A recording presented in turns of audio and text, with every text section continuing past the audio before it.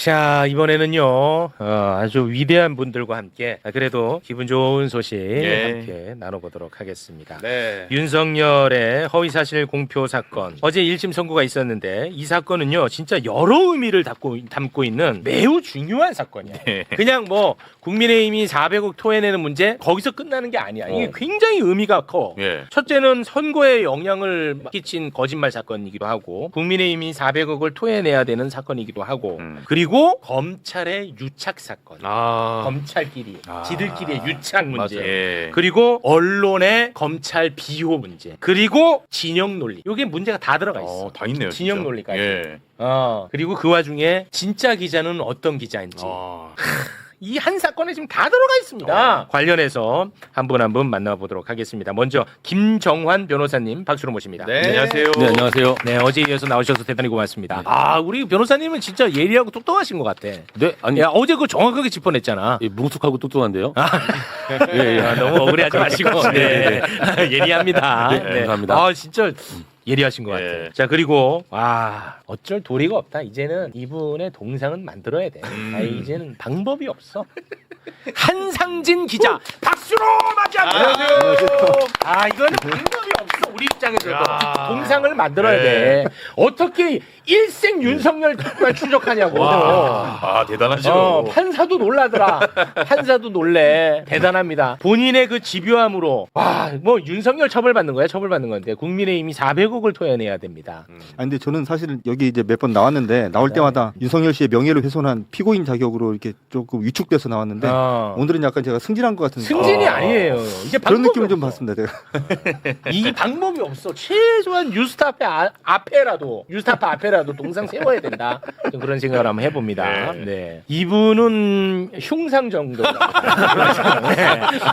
한상진에 비하면 약간 반쯤이야. 한상진이 너무 세. 반토막이구나. 흉상으로 갑니다. 봉지욱 기자 박수로 모시겠습니다. 안녕하세요. 아니 뭐 사실은 저는 유죄 나올 거라고 확신을 했고 한상진 기자한테도 제가 얘기를 했어요. 대한민국에서 기자로 살면서 대통령 한 명을 삭제시키는 거는 진짜 역사에 남을 일이고 이거는 언론 역사에 남을 일이잖아요. 근데 이제 4번 자료를 보시면 시작부터 자료. 내가 이거 못 잠깐만 요거만 쑥 들어가요? 4번 자료를 보시면 매봉쇼에서는 뭐야, 매봉쇼 정확하게 예측보도? 다 예측을 해서 다 맞췄습니다. 윤석열 80.9%, 징역 1년 6월, 집행유예 나오고 오세훈 좀 낮았잖아요. 62.2%. 요새 이러고 다니시는 거야. 이 의미가 있다. 이 의미 있죠. 의미 있어. 이게 수학적으로 분석한 거기 때문에 다 맞았다. 이게 뭐야? AI로 만든. 이렇게 해주면 또 혹해서 보러 들어오죠. 혹해가지고 이 정도면 유튜버 다 됐다. 많이 힘들어요. 아무튼 뭐 축하드리고요. 정확하게 맞추셨기 때문에 정말 많은 의미를 담고 있다. 제가 이렇게 표현을 했는데 사건에 들어가기 앞서 어제 선고에 들어가기 앞서 제가 이렇게 성격 규정한 거에 대해서는 우리 위인 선생님께서는 동의하십니까? 제가 여러 가지 의미를 나열하지 않았습니까? 아니, 제가 그 윤석열 명예훼손 사건으로 나왔을 때도 제가 매번 드린 말씀인데 제가 백날 떠드는 것보다 최후 앵커가 딱 정리해 주시는 게 훨씬 더 깔끔한 거고 오늘도 뭐 저는 사실은 그렇게 대단한 의미가 있는 사건으로 제가 생각을 안 해봤는데 말씀 듣다 보니까 굉장히 의미가 있는 의미를 여기서 여기 찾아가야 돼. 맞죠? 몰랐습니다. 듣고 보니까 맞긴 진짜 하죠. 의미가 큰 사건. 그렇지. 듣고 보니까 나는 막 억지를 부리는 게 아니에요. 맞아요. 듣고 보니 그렇잖아. 선거에 영향 끼쳐서 심지어 선거의 결과를 뒤바꿨어. 네, 그렇죠. 0.73 차로 뒤바꾼 사건이야. 근데 어제 이렇게 중요한 사건이라서 어제 저희도 라이브 방송 독한 기자끼는 했는데 얘기를 들어보니까 법정에서 이제 나오는데 지상파 종편 카메라가 쫙 한 8, 9대가 쫙 있는 거예요. 법정 밖에. 근데 한상진, 김용진이 걸어 나오더라고. 뉴스타파 기자. 그래서 저는 그 생방송을 딱 봤으니까 한상진 선배 오늘 지상파 뉴스에 나오겠다. 아무도 안 잡아요. 아무도 안 잡고 한상진은 아무도 안 잡아. 윤석열의 변호인을 인터뷰를 하더라고요. 아니 근데 그렇게 언급이 지상파 많이 종편. 됐는데. 그러니까 이게 얼마나 기가 막힌 일이에요. 아니 저희 이제 듣보잡이니까. 뭘 듣보잡이야. 어제는 윤석열 이름보다 한상진 이름이 더 많이 났어요. 왜냐면 윤석열은 피고인으로 명명돼가지고 한상진. 그러니까. 한상진이었어요. 부끄럽습니다. 진짜 그랬어요. 그렇죠. 어제 그래서 그 보시면 MBC나 이거 보시면 윤석열 변호인이 인터뷰하면서 양심이 없는 판결이라고. 판사한테 양심이 없다고 그런 얘기를 하는데 그 뒤에 지나가더라고요. 참 언론 정말 안타깝습니다. 자, 어제 재판 일단 빠르게 좀 살펴보도록 하겠습니다. 윤석열은 허위 사실을 공표한 혐의로 1심에서 징역 1년 6개월 선고를 받았습니다. 예. 자, 특검이 윤석열의 발언 중 거짓말로 본 거 다시 한번 좀 소개를 해주시겠습니까? 두 가지인데요. 첫 번째는 윤우진 전 용산 세무서장에게 변호사를 소개한 사실이 없다라고 이야기한 거. 또 하나는 건진법사 전성벤 씨를 당 관계자로부터 소개받았고 김건희랑 같이 만난 사실이 없다라고 얘기했던 점. 그렇습니다. 2022년 대선을 앞두고 윤석열이는 윤우진에게 변호사를 소개한 사실이 없다고 말을 했어요. 왜냐? 소개한 사실이 있으면 이거 변호사법 위반이거든. 네. 그러면은 선거에 매우 큰 악영향을 끼치. 그래서 거짓말을 한 겁니다. 네. 거짓말했던 그 영상 함께 보겠습니다. 당시에 제가 그 주간동아 기자하고 통화한 그 내용을 보면은 제가 답한 것만 돼 있지 그 기자가 저한테 질문한 부분은 빠져 있습니다. 그거를 아마 그 질문을 그 당시에 다 공개가 됐더라면은 제가 왜 그렇게 답을 했는지가 아마 잘 설명이 될 거라고 저는 생각을 하고요. 제가 무슨 공식적으로 무슨 변호사를 선임하거나 저보다 변호사 더 많이 합니다.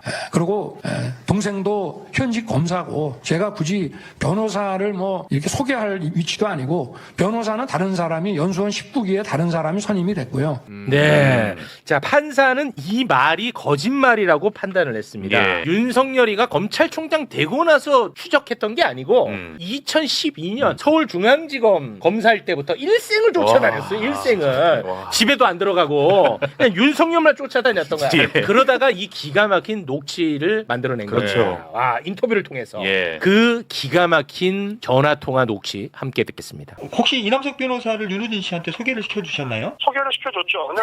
내가 얘기해줄게. 네네. 어떻게 됐냐면 내가 그 우리 중수 연구하나 막 나간 이남석이 보고 네네.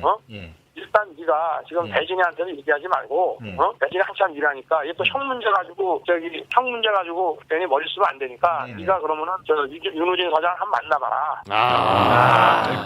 자, 그러면 이제 우리는 한상진 기자님한테 물어보고 싶은 게 생깁니다. 네. 도대체 왜 이렇게까지 따라다녔던 거냐? 그리고 이 녹취는 거에 왜 이거를 갖게 된 거냐? 궁금해요. 이게 이제 궁금할 수 예. 있어. 그거를 답을 좀 해주시면 좋을 것 같습니다. 아니, 사실은 이제 제가 이 사건이 시작된 게 2012년이잖아요. 네. 사실은 그때 제 주된 관심사는 윤석열 씨가 아니었고 윤석열은 사실은 곁다리 같은 애고 사실은 이 사건의 핵심이 예. 윤우진이라는 당시 용산 세무서장이 너무나 많은 범죄 의혹이 있었어요. 그러니까 뇌물도 뭐 곳곳에서 받아서 그 뇌물을 검찰 간부, 경찰 간부, 심지어는 언론인들하고 나눠 썼다라는 의혹이 막 번져 있었고 서울청 광수대에서 수사를 하고 있었고 서울청 범죄정보과에서 범죄 정보를 수집해서 토스에서 수사가 진행이 되는데 언론들이 아무도 기사를 쓰지 않아요. 그리고 검찰이 계속 저거를 수사를 방해한다는 얘기가 계속 들리고 심지어는 경찰을 상대로 취재를 하면 경찰에서는 취재에 협조를 해주면서도 항상 하는 얘기가 뭐냐면 그래봐야 너 기사 못 쓰는 거 내가 알아. 왜냐하면 이 사건을 가지고 대한민국 어떤 기자가 기사를 쓰겠어. 검찰하고 이제 검찰을 상대로 들이막는 사건인데 예. 거기다가 그 당시에 이 사건 수사팀 그리고 검찰 이 관계자들 그러니까 윤석열 등을 포함한 검찰 관계자들은 대한민국 검찰 특수부를 대표하는 인간들이에요.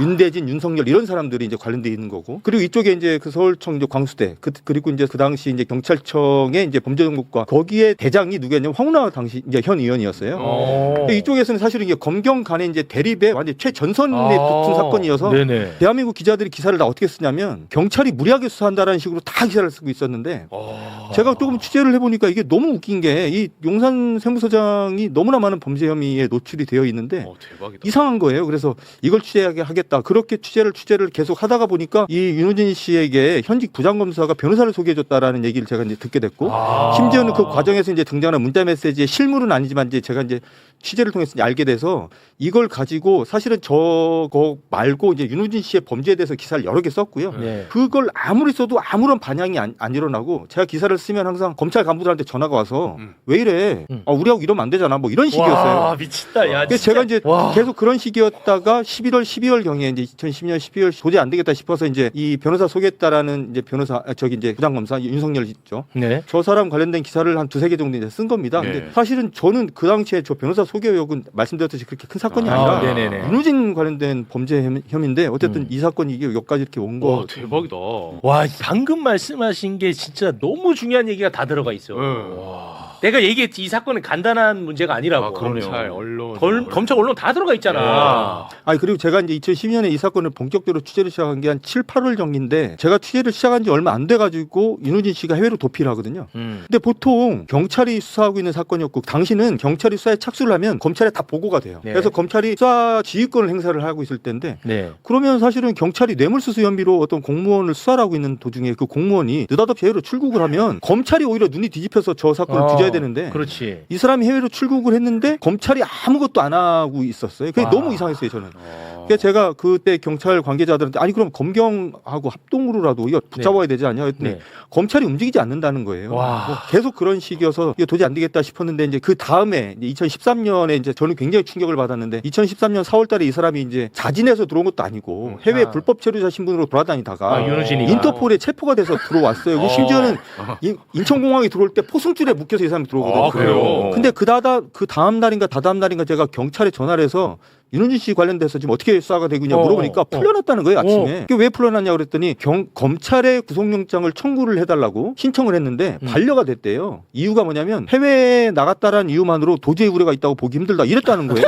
검찰이? 그래서 제가 이게 도대체 무슨 말이지? 하여튼 뭐 그랬던 제가 기억이 나고 그때 제가 그거를 기사를 못 썼던 게 그때 이거를 계속 기사를 쓰려고 하니까 못 쓰게 하는 분위기였어요. 이게 어쨌든 이 사건 관련돼서는 기사를 쓰는 게 참 쉽지 않았어요. 아니 그럼 우리 기자님은 당시에는 어느 언론사 기자였어요? 동아일보. 동아일보였어요? 네. 하여튼 뭐 쉽지 않은 상황이었고 그래서 제가 그때 이게 도저히 돌파가 안 되는 사건이어서 이게 도대체 어떻게 이런 일이 벌어지나 뭐 하여튼 그 고민하다가 이 사건은 이대로는 안 끝날 것 같다는 생각이 들어서 그때 제가 이제 처음으로 했었던 일이 제 휴대폰에 이 사건 관련돼서 그동안 취재했던 것들 자료들을 다 모아서 폴더를 하나 만들어서 휴대폰에 심었어요.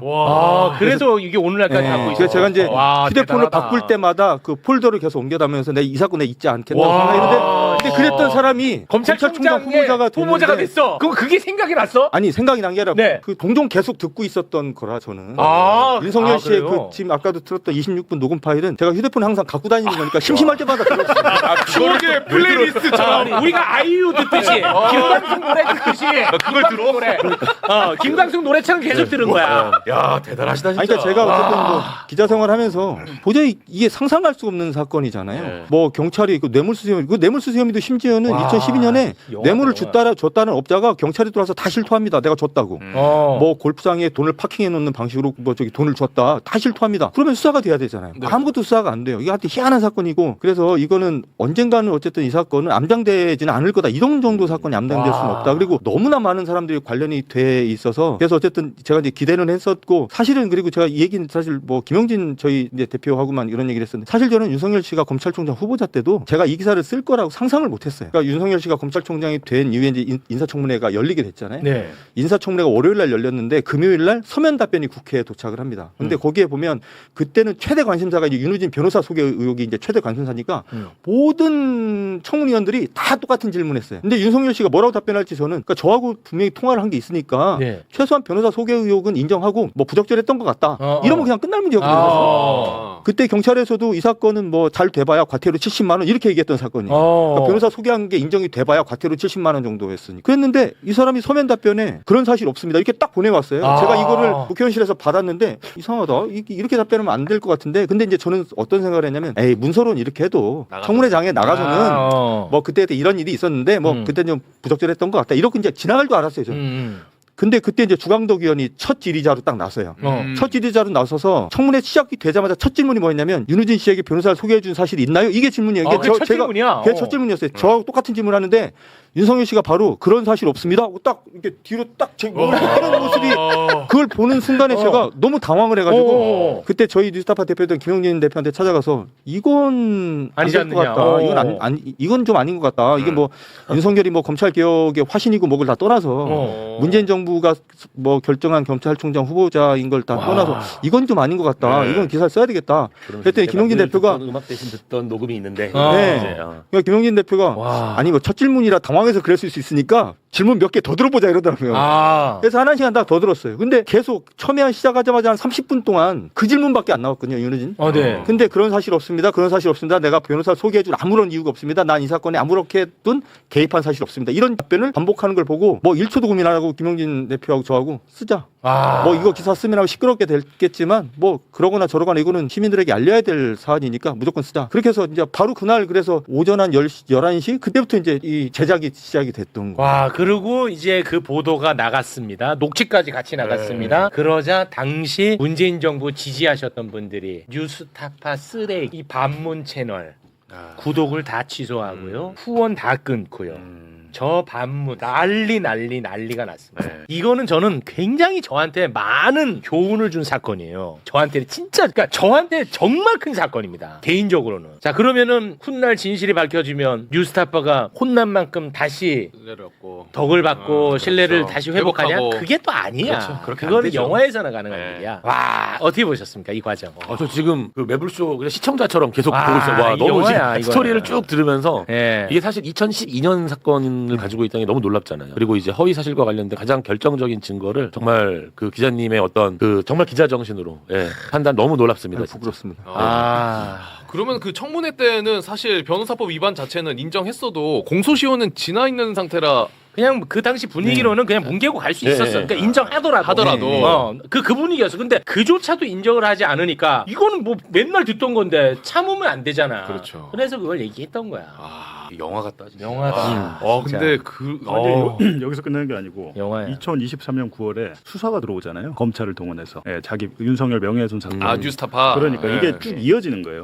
나중에 이어지는 거 복수를 했는데 우리가 이제 당했는데 지금 한상진이 다시 복수한 거지. 와, 이건 진짜 영화네. 지금 그러니까 계속 반전에 반전을 거듭하고 있는데. 야, 그래도 이게 참 그 변호사법 위반해봐야 그 70만 원 벌금 무는 건데 이게 이제 이자가 붙어갖고 400억이 됐어요. 야, 진짜 그건 비싸다. 이자가 붙어가지고 400억이 됐어. 이게 무슨 뭐 엔비디아야 뭐야. 400억이 돼버렸어. 70만 원짜리가 400억. 와, 참 정말 대단하다.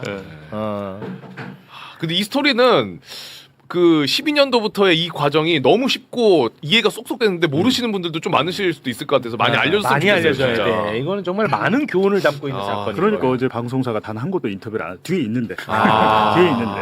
이 얘기를 들었어야 되거든. 그래서 그걸 보다 못한 김용진 기자가 자기의 휴대전화로 인터뷰를 했다고 자기들끼리. 아까 그 대표 자기들끼리 인터뷰를 한 다음에 보니까 혼자서 압수수색 2 영화를 제작하고 있더라고. 혼자. 대표님이. 우린 몰라요. 혼자서 어제도 그걸 제작해서 자기 핸드폰으로 찍은 거를 영화에 넣겠다고 지금. 그런 근데 그 김영진 그 대표가 그 어제 기분이 좀 안 좋으셨던 게 이 기사를 쓴 거는 한상진 기자인 거는 많은 사람들이 얘기를 하는데 왜 이 기사의 데스킹을 내가 봤다는 얘기는 아무도 얘기를 안 하냐. 이것도 매우 중요하다. 뭐 이렇게. 참고 어르신 좀 왜 그러세요? 기가 막히네. 그런 일이 있었던 거야. 그런 일이 이제 됐죠. 진짜 이해가 다 됐습니다. 그렇습니다. 건진 관련한 거짓말도 있는데 요거는 뭐 그냥 거짓말 한 걸로만 알고 있으면 될 것 같아요. 그것만 볼까? 그 조순표 판사가 윤석열 김건희 부부가 건진 법사와 어떻게 인연을 맺어 법당은 또 어떻게 생겼고 그런 것들을 아주 자세하게 설명을 하거든요. 그것만 좀 같이 한번 좀 보고 가도록 하겠습니다. 자, 그 대목 영상으로 함께 보겠습니다. 특히 피고인이 2013년 12월 전부터 배우자 김건희를 통하여 정선배를 알게 되어 자신의 검찰 내 징계 및 자천 상황에 관한 조언을 받았고, 김건희는 2016년 말 윤석열의 특검 파견 무렵과 2020년 추미애와의 갈등 국면에서도 전선배로부터 관련 언급을 들어온 점, 피고인은 배우자 김건희와 함께 전선배가 운영하는 법당에 가거나 피고인의 주거지에서 전선배를 만난 사실을 피고인 스스로도 이 법정에서 인정하고 있는 점 등을 종합하면 피고인은 전선배를 선거 과정에서 처음 소개받은 것이 아니라 2013년 전부터 이미 알고 지속적으로 교류하여 왔고, 그 교류에는 배우자 김건희도 함께 하였던 사실이 인정됩니다. 전선배가 운영하는 일광사는 일반인이 통상 생각하는 정식 사찰의 모습이 아닌 단독 주택 2층에 위치하고 있고, 전선배는 배우자가 있는 사람이며 부처님 상이 아니라 자신의 돌아가신 어머니의 상을 모신 방에서 방문객에게 돈을 받고 점을 봐주었습니다. 김건희는 이준수로부터 전선배를 점술적 성격을 전제로 한 인물로 소개받았고, 전선배가 실제로 한 언급 역시 인물의 운세나 관계의 기륭을 논하는 것으로 일반인이 생각하는 불교적 조언과는 성격을 달리합니다. 네가 무슨 스님이냐 전성배가. 자세하게 네. 이준수를 통해서 소개받았다는 얘기까지 자세하게 이야기를 했습니다. 아니, 이준수 본인도 오랜만이네. 인정을 했다며요. 네. 법정에서. 아니 윤석열 본인이 그러니까. 옛날에 만든 수 있다. 맞아요. 자백한 거잖아요. 네, 자백을 예. 다 했었어. 예, 국민의힘 뽀개버린다고 공약을 했던 거예요. 공약을 좀 지킨 것 같습니다. 예. 네. 그 우리 기자님에 대해서 지금 질문하는 분들이 굉장히 많은데 그래서 그 윤우진은 어떻게 됐냐고 많이 물어보네요. 이게 좀 설명이 조금 필요한데 2015년에 윤우진 씨의 뇌물 사건에 대해서 검찰이 무혐의 처분을 해버려요. 그러니까 2013년에 이 사람이 붙잡혀서 들어왔는데 경찰이 추가 수사를 거쳐서 검찰에 송치를 합니다. 제가 단언컨대 저는 검찰의 수사 결과가 담겨 있는 의견서를 제가 본 사람이기 때문에 너무 수사를 잘했습니다. 경찰이. 근데 검찰에 이걸 넘겼는데 검찰이 이걸 1년 반 정도 들고 있다가 아무런 이유가 없고 증거가 불충분하다고 그냥 무혐의 처분해서 사건이 암장이 됩니다. 그랬다가 2020년 말에 당시 추미애 법무부 장관이 수사 지휘권을 발동을 하면서 윤석열 씨 본인과 가족 관련된 5개 사건에 대해서는 검찰총장 윤석열은 손을 떼라 이렇게 수사 지휘권을 발동을 하는데 그 중에 하나가 윤우진 사건이 들어가 있었고 그래서 검찰이 다시 이제 재수사에 들어가는데 또 수사를 한 6개월 정도 안 합니다.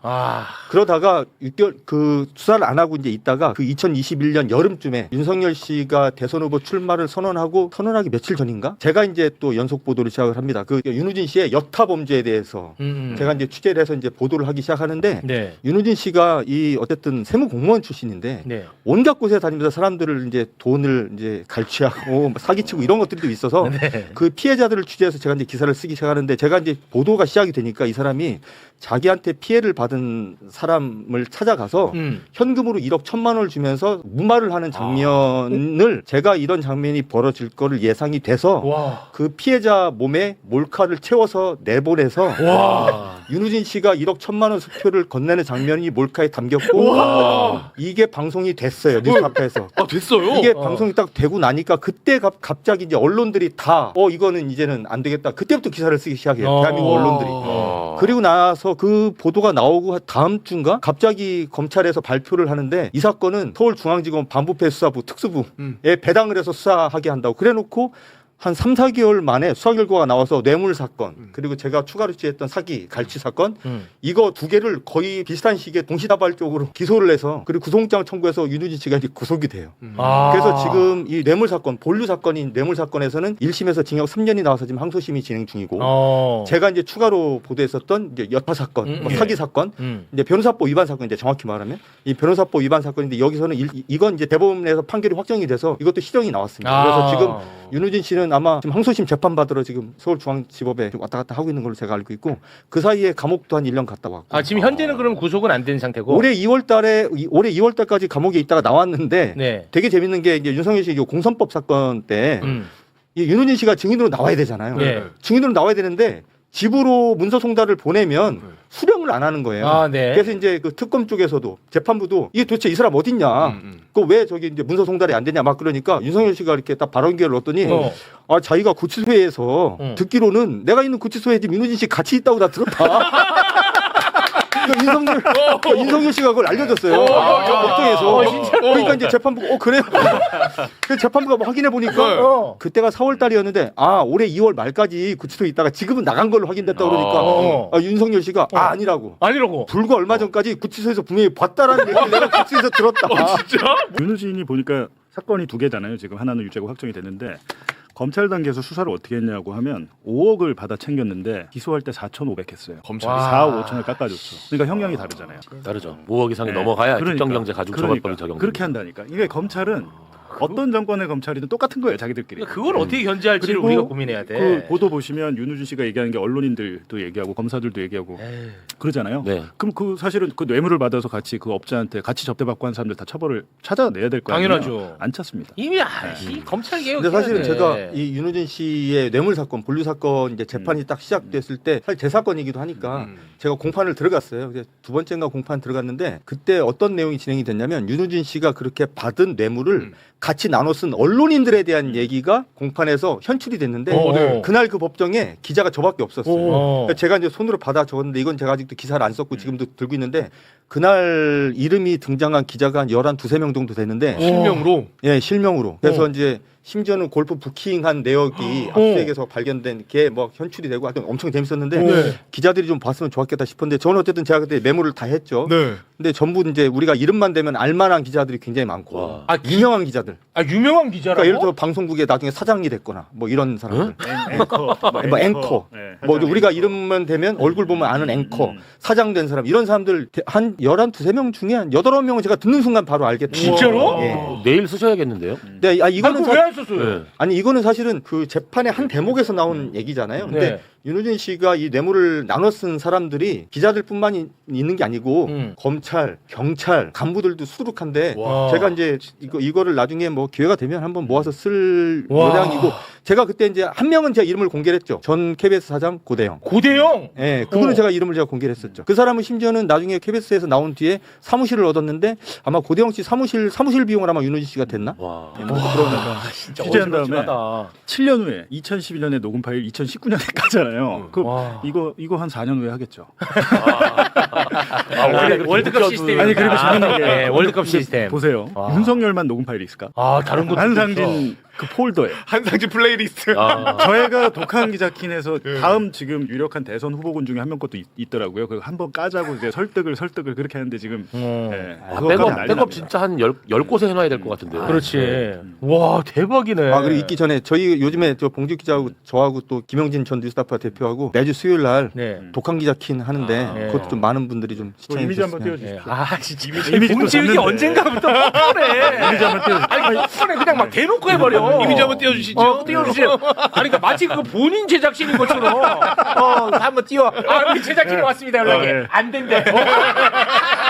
어제 줬는데 안 된대. 매주 수요일 저녁 안 된대. 7시에 독한 기자 키는데 동접이 뭐 500명, 600명 이래 폐지되게 생겼어요. 그래서 그렇습니다. 저희가 이제 언론 비평과 검찰 개혁 관련된 주제로만 딱 한정해서 하는 프로라서 많은 분들이 좀 관심 가져주시면 저희가 더 열심히 할 수 있을 것 같아요. 그 검찰 개혁 관련해 가지고 진짜 짧게 시간이 없어져 가지고 우리 그 변호사님한테 제가 좀 질문 좀 드리고자 하는데 검찰 개혁이 총 이제 3차례에 걸쳐서 진행이 이제 되고 좀 있으면 이제 마무리가 된다는 거잖아요. 근데 제가 이제 무지해서 그런지 모르겠는데 좀 막히는 대목이 있어 가지고 좀 질문 좀 드릴까 합니다. 이 얘기가 별로 안 나오는 것 같아서 그 3차 형사소송법 개정을 앞두고 있는데 3차 형사소송법 개정을 앞두고 핵심 쟁점이 뭐였냐면 공소청에 수사 인력 그리고 예산을 조금이라도 남겨두면 이거를 계속해서 키워나갈 것이다. 이런 이제 우려가 있었던 거거든요. 그런데 지금 검찰 개혁 완벽히 됐다고 막 다 박수 치는 분위기야. 근데 제가 보니까 7대 범죄에 대한 정권 송치는 하겠다는 거잖아요. 네, 그게 굉장히 저도 아쉬워요. 아니 제가 질문까지 드리고 그러면은 결국은 이거를 허용하게 된다면 수사 인력과 예산 어느 정도 남겨두는 거거든. 나는 이게 핵심 쟁점으로 나는 받아들여 왔던 사람이거든. 그런데 이거는 고스란히 남는 것 아닌가 하는 의문 하나. 그리고 두 번째 2차 중수청법, 공소청법을 만들 때 당시 핵심 쟁점이 뭐였냐면 공소청과 중수청의 인력이 서로 이렇게 오고 갈 수 있는 인적 교류가 발생하면 결국 중수청은 공소청의 하위 개념으로 전락할 것이다. 라는 게 핵심 쟁점으로 나는 기억하고 있거든. 맞아요. 그러면은 이번에 여기에 수사 인력을 좀 남겨두게 되면 일부분은 여기 갈 거 아니야 중수청은. 그러면 이 중수청에 있었던 사람 어느 정도 시간 지나면 이렇게 서로가 인적 교류가 발생하는 거 아닌가 하는 저는 우려가 있는데 여기에 대해서 설명 부탁드립니다. 일단 그 어떤 수사 제도를 설계할 때 이 제도가 반드시 옳다라는 선언적인 그런 건 진리는 없고. 없어요. 그런 건 없는데 우리가 약속을 했잖아요. 수사와 기소를 분리하기로. 그런데 이게 타협 과정에서 자꾸 사회적 약자 프레임이 등장을 했습니다. 사회적 약자들이 어떻게든 검찰의 보안 수사덕을 봐야 된다. 저는 그게 잘못된 프레임이라고 생각하는 사실 범죄를 나눌 때요. 사회적 약자 범죄 그런 건 존재하지 않고 그럼 사기죄는 사회적 약자 범죄니까 아닙니까? 그렇지 않잖아요. 범죄가. 근데 이제 대상자를 사회적 약자로 잡아서 지금 노인, 장애인, 아동 학대, 장애인 학대, 노인 학대 그리고 성범죄, 가정폭력 이런 것들을 사회적 약자 범죄를 묶어서 정권 송치를 하기로 했어요. 근데 이게 어떤 문제가 있냐면요. 아동 학대를 할 때 아동 학대를 어떻게 합니까? 아동 학대를 때려서 하거나 뭐 감금해서 하거나 아동과 관련된 범죄잖아요. 아동과 관련된 범죄는 다 아동 학대예요. 노인과 관련된 범죄는 다 노인 학대. 그리고 그러니까 장애인 관련된 건 장애인 학대거든요. 그러니까 이게 범죄들이 경합범이 되는 거예요. 상해와 아동의 경합범 이렇게 되는 거거든요. 그러니까 이게 대상자가 아동, 여성, 장애인, 노인이 되면 다 정권 송치를 하겠다. 정권 송치의 건수가 너무너무 많아지. 결국에는 근데 정권 송치를 한다는 게 수사 종결권을 가져가겠다는 거고 수사 과정을 다 들여다보겠다는 거잖아요. 핵심은 그 인력을 남겨두겠다는 거죠. 그거를 확인할 수 있는 인력이 있어야 돼. 검찰 수사 인력이 있어야 되는 거거든요. 수사 요구를 하더라도 수사 요구를 할 때 이게 왜 수사가 잘못됐는지를 판단할 결국 그것도 수사 인력이잖아요. 예, 그것 때문에 지금 타협이 이루어졌는데 저는 아쉽지만 또 사회적 약자 프레임을 완전히 배제할 수는 없기 때문에 어쩔 수 없다고 생각을 하지만 개인적으로는 어떤 검찰이 인력을 남기고자 하는 그런 것들이 최종적으로는 좀 통했구나 이런 생각이 들더라고요. 네, 지금 뭐 댓글에 저에 대한 비판이 많은데 아니 저는 네가 뭘 한다고 법을 운운하냐는데 아니 모르니까 물어본 거예요. 제가 뭘 얘기하는 게 아니라 저거는 제가 들으면 일본이 보면 일본이 검찰 사무관이 있잖아요. 네네. 검찰 수사관이 아닙니다. 일본은. 그러니까 제가 볼 때는 공소청에 남는 수사관들은 직렬을 바꿔야 될 것 같아요. 네. 그래야 교류를 직렬을 이제 공무원도 종류가 많이 있잖아요. 뭐 소방직이고 뭐 행정직 있고 경찰직이 있고 하듯이 공소청에 남는 사무관들은 수사관의 이름을 빼고 공소청 사무관 사무직렬로 만들어 버리는 거죠. 네. 그렇게 하면 중대범죄수사청 수사관들이 오기가 힘들어져요. 맞아요. 예. 그런 방법으로 해야 될 거예요. 모르면 닥쳐라라는 의견이 많은데 아니 모르니까 물어봤잖아요. 아 이거 참 너무하지. 근데 이게 형사법적인 관점이 아니라 저는 이제 행정조직법적 관점에서 보면 그 산업자원부가 있었고 환경부가 있잖아요. 근데 환경부가 기후에너지자원부로 바뀌잖아요. 네. 그러면은 산업자원부에 있는 인력이 자연스럽게 옮겨와야 되는 거고 그거는 강제로 옮겨오는 거예요. 네. 이거는 뭐 본인이 신청하고 하는 게 아니라 그 부서에 대해서 옮겨오는 거거든요. 그런데 지금 검찰청은 어떤 프레임을 가지고 있냐면 자기들이 경찰보다 상위 조직이었단 말이에요. 네. 그러니까 이 인력 조직과 관련돼 가지고도 자기들이 경찰로 수사를 잘하면 경찰로 가면 되잖아요. 그걸 못 받아들이는 거예요. 그렇겠지. 지금. 그걸 못 받아들이는 과정에서 중수청이 탄생을 한 거고요. 그러니까 중수청은 자기들이 보기엔 경찰과 다른 검찰 수사 인력이 남아 있는 조직이어야 하는 거예요. 제가 생각하기에는 중수청 경찰 인력 조직이 왔다 갔다 해야 되는 거거든요. 이거는 당연히 행정조직과 관련된 개편은 법적으로 행정조직 법정주의라 그래서 법이 정해지면 옮겨야 되는 겁니다. 그렇게 돼야 되는데 뭐가 좀 아쉬움이 있죠. 중수청이 생겨난 배경도 네, 중수청 배경이 현실적 타협이 있었다고 네, 보는 거군요. 네, 그렇습니다. 알겠습니다. 모르면 좀 들어라는데 아니 듣고 있잖아. 네. 자, 그럼 오늘은 여기서 좀 마무리를 짓도록 하겠습니다. 정말 그 위대한 기자님들과 함께해서 굉장히 가슴이 벅차오릅니다. 아니 뭐 동상 안 해줍니까? 어제 뭐 난리 뭐 현상진 여러 번 하시던데. 아니 그러니까 동상 뭐 추진이라. 요 국면만 지나면 또 이제 다시 말만 그렇게. 2심 선고 나오기 전에 다음 주면 끝나요. 대법까지 하면은 그때 이제 동상 제작 들어갈게요. 허위사실 유포와 관련된 몇 가지 말씀드릴 게 있었는데 오늘은 한상진 기자님 말씀을 들은 것만으로 너무 만족스러워요. 맞아요. 너무 만족스럽고 제가 보니까 와 너무 진짜 대단한 일을 하셨어요. 대단하죠. 진짜 대단해. 그러니까 만약에 이게 확정이 되면은 그때 이제 동상 제작에 들어가도록 하겠습니다. 너무 자, 그러면 네 분과는 여기서 인사 나누겠습니다. 네 분 대단히 고맙습니다. 감사합니다. 감사합니다.